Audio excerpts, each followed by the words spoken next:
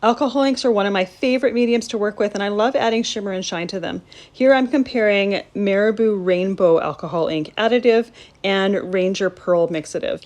I'm working on synthetic cardstock and I'm using some alcohol ink blender solution to mix them. You want to make sure that you're working in a well ventilated area. I like to put a squirt of the alcohol ink blender solution on my paper first, and then I'll add some of the colors, and then I'll add some of the shimmers and pearls. I'm keeping the rainbow shimmer additive on the top and the pearl mixative on the bottom.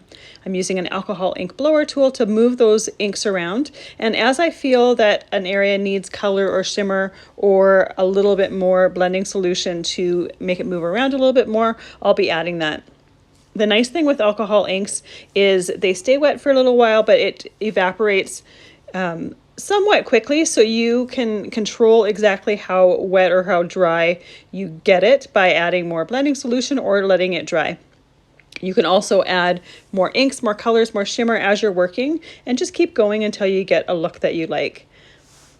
Synthetic paper is one of my favorite surfaces to work on because you get some really great looks out of it, and because it's non-porous, the ink stays on the surface. So this is my finished piece. You can see that the pearl mixative just gave the alcohol inks a pearl shimmer, whereas the rainbow additive, there's an underlying glitter to it. It's probably not visible on camera, but it looks beautiful in real life.